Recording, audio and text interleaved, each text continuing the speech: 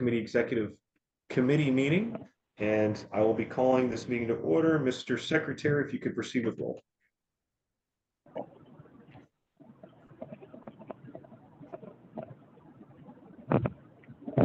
Chair Nikela. Present. Vice Chair Dar. Present.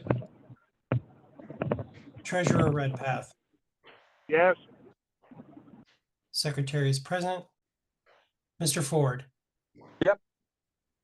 Mr. Watkins.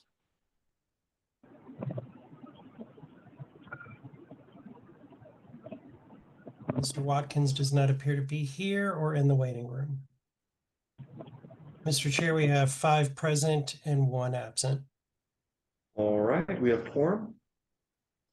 So we'll move on to the first item on the agenda, which I believe is Adoption of the agenda. Oh, yes, of course. The adoption of the agenda. The chair will now entertain a motion to adopt the agenda. I move to adopt the agenda as presented. Is there a second? Second. Any discussion? All right, hearing none. Is there any objection to adopting the agenda? The agenda is adopted. All right, so new business with previous notice, motion to recommend the LNC ratify the motions to dismiss the LNC versus Beth lawsuit. So what that means is this would be a recommendation to the LNC to adopt a ratification to dismiss. I'm not sure if Mr. Hall is going to be joining us. I did invite him, but he may have other obligations tonight, so he said he may or may not hop on. Essentially, back last year, we between Ackerman and Fox Rothschild, I think at the time it was just Fox Rothschild, decided to make a motion to dismiss the case for the judge to dismiss the case. And we had a new judge since then. Originally, the motion to dismiss was not well taken by the court. We have a new judge. We did decide to do another motion to dismiss, so it's already been done. It's already been submitted. Our policy manual requires the XCOM to make a recommendation to the LNC and for the LNC to adopt that recommendation. So we're trying to go back and essentially ratify the decisions that were made both by myself and my predecessor. I apologize to the board if this didn't come sooner. We'll be sure to try to, in the future, make sure we go through this path to get there. However, it has been brought up in multiple LNC meetings that this was a strategy, and nobody seemed to raise any objections to it. So we just want to make sure we're all still aligned on this. And if we're not, I guess this would be a time where the LNC could disagree with that decision.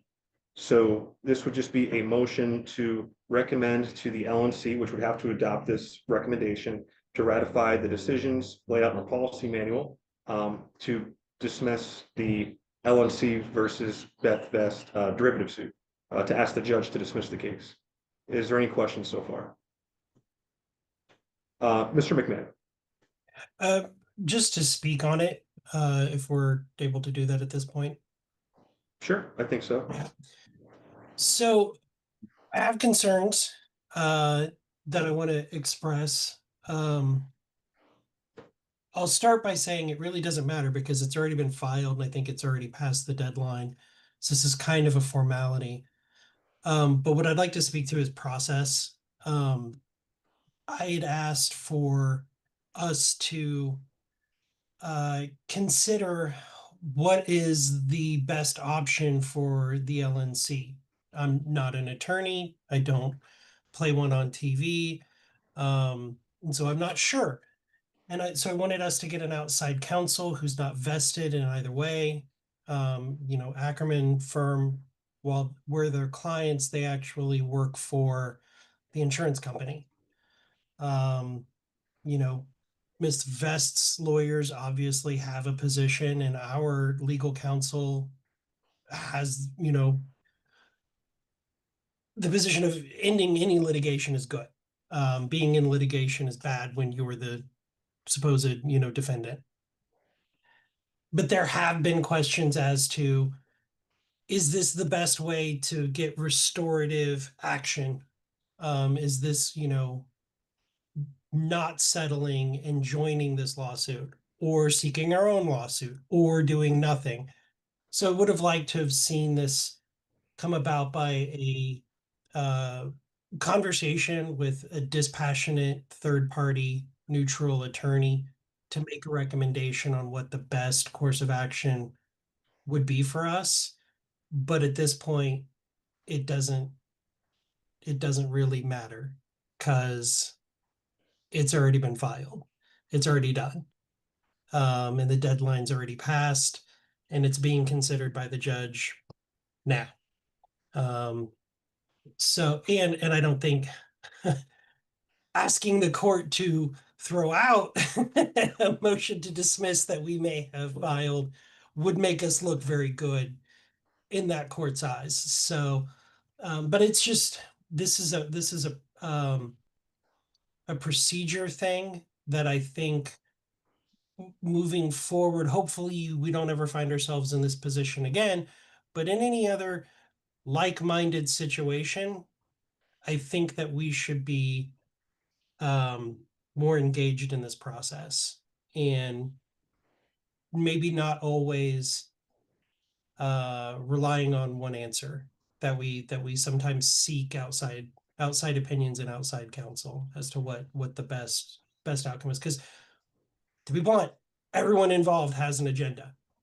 Everybody has something. Vest's team obviously has a vested interest. That's a fun play on words there that I just noticed. You know, the attorneys representing us currently, they have a vested interest. So I would have liked to have seen somebody more independent outside that can give us all of the options, and for us to be able to choose from there. With that, I yield.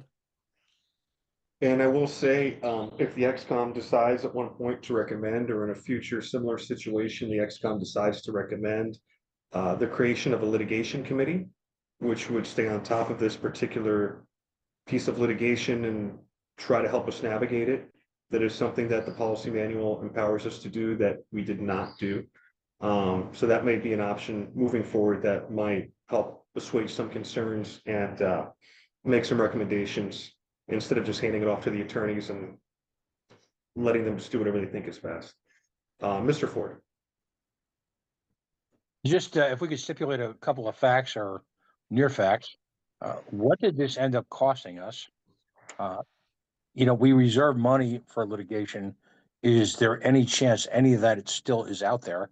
And is there an avenue to collect legal fees from the failed plaintiff from this suit? It's a very good question. I believe we've spent thus far about $25,000, which is our D&O deductible. Everything else has been paid for by the insurance carrier. I'm not sure at this point if there is any ability to recover funds in regards to what's been spent due to the nature of the suit. That is the topic we could explore, though. I could ask Oliver and Ackerman what their thoughts were on that and see if that's something that we could explore. But I don't have an answer for you right now. If Oliver hops on, I'll let you re-ask that question. Thank you, Mr. Chair. Mr. Chair, All I would right. point out Mr. that McMahon. I muted Mr. Redpath, and I don't know if he knows how to raise his hand on his phone. So you may want to ask him if you'd like to speak, because I don't know if he does. Mr. Redpath, did you wish to comment?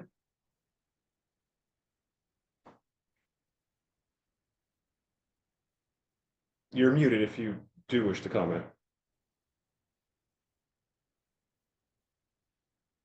You're still muted. I don't know if you can hear us or if you wish to talk, but you're muted. And we're going to need unmute to vote in about a minute here, if not.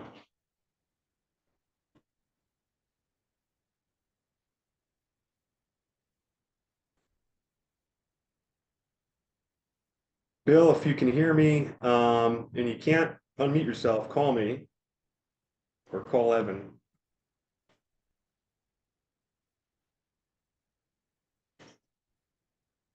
All right, I'm watching my phone in case he does call me. gotcha. All right, is there no further discussion from the XCOM at this time? Hearing none, we'll go ahead and move to a vote. Mr. Secretary, whenever you're ready for roll call.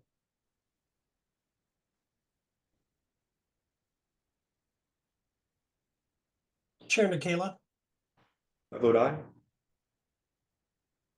Vice Chair Dar, I vote yes. Treasurer Redpath,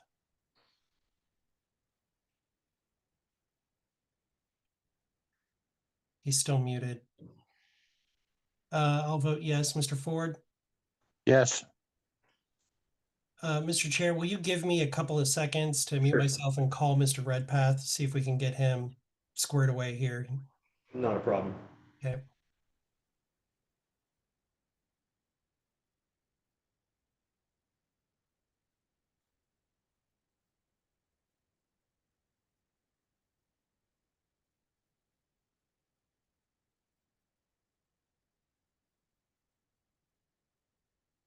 Okay, I've got Mr. Redpath on speakerphone.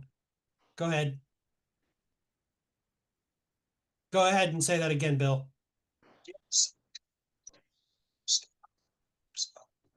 I will vote yes. I hear yes. Okay, I'm going to keep him on speakerphone. Fantastic. Mr. Watkins is not present. The vote, Mr. Chair, is 5 yes, 0 no's. Motion passes. Okay. All right, next on the docket, I believe, is a motion to recommend to the LNC that the LNC becomes a co-plaintiff in the New Mexico ballot access case. We had discussed with New Mexico State Chair Derek Scott, as well as their legal counsel, in regards to what they need from us in terms of support. Oliver Hall will be doing some pro bono work for the organization in New Mexico to get them to essentially sue the Secretary of State.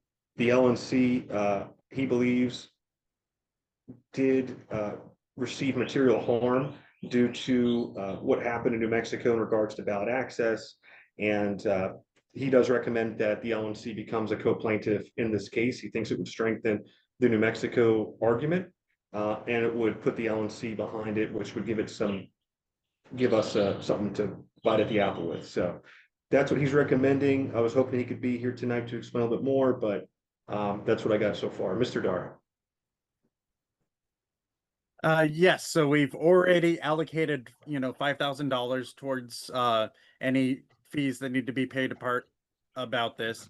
Mr. Hall is going to be representing pro bono there, just covering some of the information that's normally covered when I was just looking at the policy manual of what should be discussed as part of joining a lawsuit there.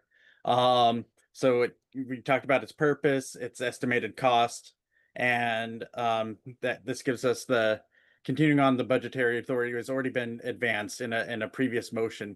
So in this case, we're just joining something that has already been budgeted and allocated for. I believe we should show support to the New Mexico affiliate there. This is against the Secretary of State or the state itself. It could be in federal or state court, depending on the courses that need to be taken there. And I feel this is best for ballot access within the state, that we are being disenfranchised by the state for ballot access purposes in New Mexico there. And we should fight for the affiliate party there alongside them. That's all I have to say. Thank you. Thank you, Mr. Dar. All right, is there any further questions from the XCOM? Mr. McMahon. More of a statement that, the Secretary of State did our affiliate dirty by mislabeling our candidate on the ballot, and then used that mislabeling to claim that our affiliate doesn't have ballot access. I think that it is highly appropriate for us to, not only help fund it, but to join as a co-plaintiff in it. So I'm very supportive of us doing whatever we can in this case to smack down the Secretary of State's abusive actions against our affiliate. And I'm ready to call the roll whenever you want, Mr. Chair. All right, I think we're ready. Chair Nikayla, I vote aye. Vice Chair Dar, I vote yes. Treasurer Redpath. Yeah, Do you guys hear as yes? Yep, Yep. take it as a yes. I vote yes. Mr. Ford, Yes, Mr. Watkins is not present. The votes, Mr. Chair, are 7 yes, or well, 5 yes, 0 no's. Motion passes. All right, I think that's it. The chair will now entertain a motion to adjourn. Uh, Is Hold that on, it? Mr. Chair. Before we move to adjourn, did we have anything that we needed to discuss with Mr. Hall? Um, he told me he was watching his kids and he wasn't sure if he was gonna make it, but he was gonna try to budget 15 minutes, so I suppose he can't make it. So if there is something that comes up, I'll have him address the LNC. I just asked him to come on to explain a little bit more about the New Mexico issues but if the LNC wants, we could spend another time having him talk to us about I it. think we're pretty versed on what's going on in New Yeah, Mexico. So I think that the bigger question that I have is just the getting a statement of process from him, like what are the next steps, what's going to happen now, type of thing. I do see two hands raised, Mr. Ford and Mr. Dar. Mr. Ford? yeah, just to follow up on my line of questioning earlier, I do feel it's important for us, if possible, if it's deemed sound by our attorneys, to pursue legal fees. This lawsuit from the get-go has cost us time and money and resources. And in the legal world, they sometimes call it slap lawsuits, where you just throw a lawsuit out there in an attempt to suppress people. Yeah, I just thought this entire process was unseemly and unnecessary.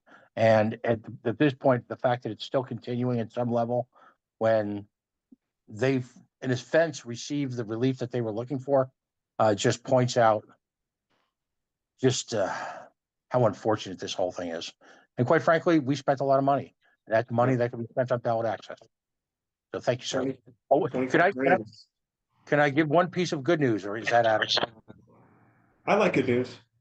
Well, I expressed this to you the other night. I just want to congratulate the Libertarian Party of Massachusetts.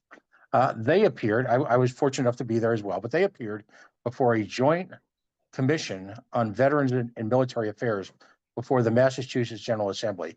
Joint that it was the Senate and the House. They were professional, they were on point, they were poignant, but at the same time, highly focused. It was the video, we just got the video, and I hope to share it with folks as an inspiration. There's a lot of great testimony that's gone out there for Defend the Guard, and this is in addition to that, and it just shows what we're capable of when we can focus on what's important. And I will say, Pat, at our last Libertarian Party Florida Keys meeting, we sent out mailers to everybody in the county. We had a gentleman show up. He moved to the Keys 30 years ago. He was the prior chair of Rhode Island. So I want to get you connected with him. I'm sure Absolutely. he's got a wealth of knowledge, but yeah, super interesting. Absolutely. Well, congratulations to Massachusetts and everyone who's fighting the good fight for Defend the Guard. And get your Mr. Dar. hotel room, darn it. Get your hotel room for the convention. Mr. Dar. I was going to make the motion to adjourn. Oh, Oliver Hall just texted me literally Oh. as you were about to speak, so he's calling in. So I guess I was misspeaking. Sorry. I would you're just, coming a little Mr. fuzzy there. Mr. Chair, I would just ask Mr. Hall to send us Sure. an email that spells out what the process will be for New Mexico. That's Okay. the only question I had. Understood. Does the body still want to hear from Mr. Hall, or should I just let him know and just email us? I would like to hear from him. I would just, that Okay. one. Oh, that's right. I forgot in terms Mr. of Ford had legal that question. Okay. He says he's calling in. I don't see him.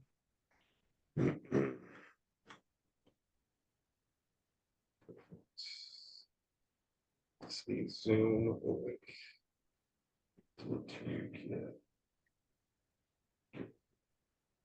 Select for it.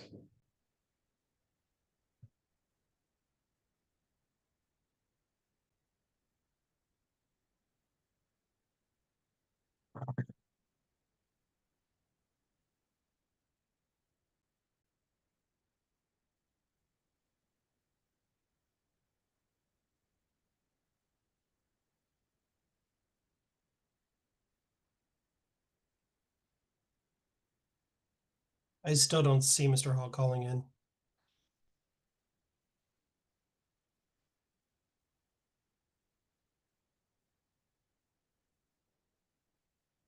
See you.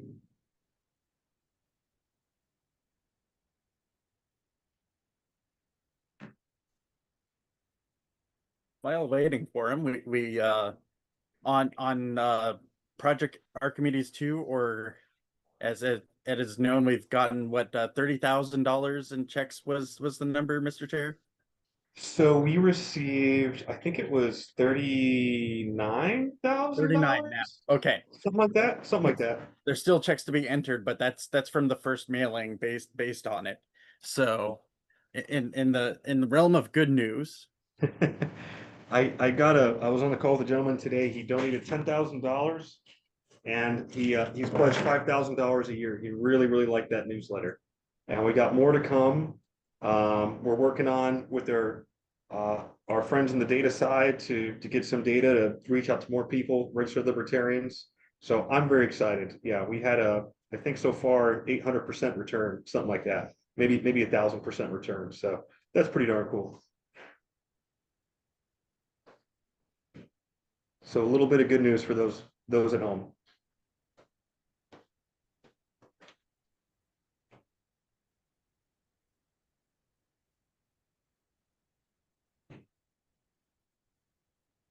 Okay, Oliver says just a minute.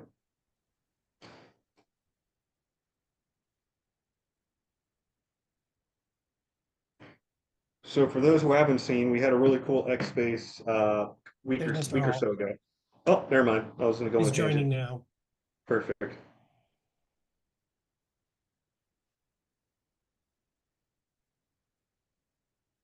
Okay, Mr. Hall is here. Good evening, Mr. Hall. Can you hear us? You're muted, Mr. Hall. Hi, I can hear you. All right, excellent. We did just go through, we made a motion to ratify the dismissals according to the policy manual recommendation to the LNC. We also passed a recommendation to the LNC, which will have to be voted on later as well, to join in with the New Mexico suit against the Secretary of State. Do you want to give us a little bit of background on that? I gave a brief elevator pitch on what's going on there. And I know Mr. Ford had some questions as well regarding the Beth Vest suit. Sure. My apologies for calling in a little bit late. On New Mexico, as I think probably everybody knows, the state affiliate recognized by the LNC is named the Free New Mexico Party. There's another party operating in New Mexico, or another entity, I guess I should say, called the Libertarian Party of New Mexico, which the LNC doesn't recognize. So there's a separate issue there. But essentially, the Free New Mexico Party successfully petitioned to qualify for the 2024 ballot. They nominated Chase Oliver and Mike Termott. They were entitled to place their candidates on the ballot. Under state law, they, of course, have the right to place their candidate on the state ballot under their correct name and party emblem.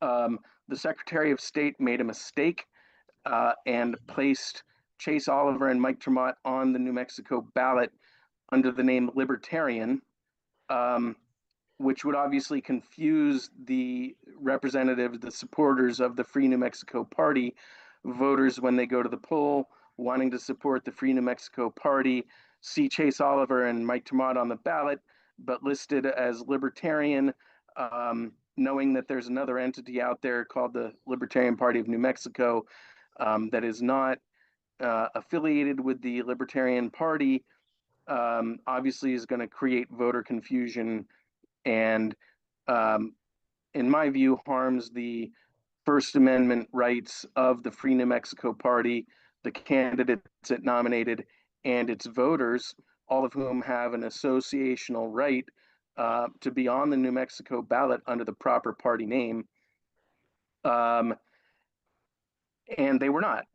And, you know, it's hard to say how many votes may have been lost as a result of the Secretary of State's error. We have some thoughts about ways to quantify that for purposes of a lawsuit, but it's essentially unknowable. But what is known is that their First Amendment rights were harmed as a result of the Secretary of State error. Following the election, the Secretary of State sent the Free New Mexico Party a letter notifying them that they were being disqualified from the ballot because they didn't receive the requisite number of votes in the presidential election to retain ballot access. And so they have been disqualified. The problem with this, of course, is that they were never on the ballot. And so under New Mexico law, the statute that the Secretary of State is citing, it says that a party who runs a candidate for governor or president and fails to get, I believe it's 2% of the vote in the election, it must be disqualified. Well, that doesn't even apply to the Free New Mexico Party. So what the Secretary of State's done here, though initially in error, is not even authorized by state law. And so we sent a demand letter and kind of laid this all out for the Secretary of State and explained that, look, you guys clearly made an error here. It's not the Free New Mexico Party's fault. And really the only remedy is to allow them to be on the ballot in 2026. They did everything they were required to do under state law to qualify for the ballot. You never actually placed them on the ballot. Now you're disqualifying them and saying they didn't get enough votes when they never were on the ballot in the first place. So it's, you know, it's kind of a funny case in that, of course, the Free New Mexico Party wants to be known as the Libertarian Party of New Mexico, and we're going to be taking action against that other entity to try to stop them from using the name Libertarian. But it's just a factually kind of quirky scenario. I don't view it as a slam dunk case for the reason that the candidates that the Free New Mexico Party wanted to put on the ballot were on the ballot, and they were on the ballot under the wrong name, but the wrong name happened to be Libertarian, which is the name the Free New Mexico Party wanted to use, but they were prohibited from using because the other entity was already using it. So all of these facts make it kind of quirky and a little awkward. So I don't think it's like a slam dunk case that will definitely win. On the other hand, it's clear that the Secretary of State made a significant mistake, which infringed on the Free New Mexico Party's rights, the Chase Oliver and Mike Tremont campaign's rights, and voters' rights. And when we sent a demand letter, the Secretary of State's office responded that they were going to, you know, the demand letter was basically recognize these guys for 2026, don't make them petition again. And they said they were going to respond, and they told us 4 or 5 times over the course of a few months they were going to respond, and then they just stopped answering my emails. So I think they are clearly in the wrong. I'm not sure if a court will agree that the party deserves to be on the ballot for 2026 without petitioning, but that's the relief that we're going to request based on the violation of their First Amendment rights in 2024. And I think it's a reasonable demand for relief. They didn't get what they were entitled to under state law, and they ought to be given that right. Alternatively, we will request damages. They and the Libertarian National Committee spent significant funds on their petition drive, and they were denied access to the ballot, even though they completed a successful petition drive. So we'll also ask for money damages, the actual cost of the petition drive. And for that reason, I have recommended that the Libertarian National Committee join the case as a plaintiff.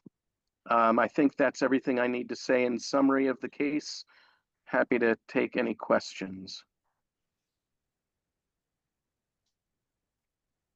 Any questions?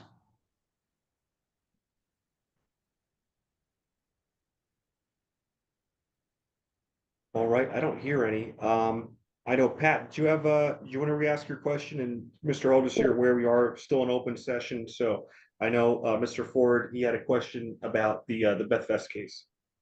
With regard to the Vest case, I was under the impression during the initial attempt to have the case thrown out, there would be an opportunity to get back some of our legal fees. Does that opportunity exist now? Have we exhausted the $25,000 that we reserved in terms of our quote unquote deductible, for lack of a better term? And where do our fees stand with that case? Any idea what totally we were out of pocket? I don't think there was ever an opportunity to win attorney's fees in this case. The only time a defendant, in general, the only time a defendant can win attorney's fees against a plaintiff is when the plaintiff just files a clearly frivolous lawsuit. The standard is something like frivolous, vexatious, or I can't remember the other term, but basically it means there's just no basis for the lawsuit. It clearly never should have been filed. And I don't think, we're anywhere close to that territory. So there was never, I think, any realistic expectation of getting attorney's fees back. I don't know how much of the $25,000 deductible has been paid already, although I imagine it has probably been exhausted between paying two law firms now, Fox Rothschild, which is Ms. McCardle's counsel, and then Ackerman LLP, which is the LNC's counsel. Both of those are being covered by the insurance company, and the insurance company has only requested that the LNC pay the one deductible. I assume it has been exhausted. And again, I don't think there was ever any reasonable expectation of getting attorney's fees back from the plaintiffs. Thank you very much. All right, any other questions from the XCOM? Hearing none, Oliver, thank you so much for your time tonight. At this point, if there's no further questions, the chair will entertain a motion to adjourn. Mr. Motion Chair, to I move to adjourn. Motion, is there a second? Second. Any objection? Hearing none, we are adjourned. Thank you very much, everybody. Have a great weekend. Thank you. The recording has stopped.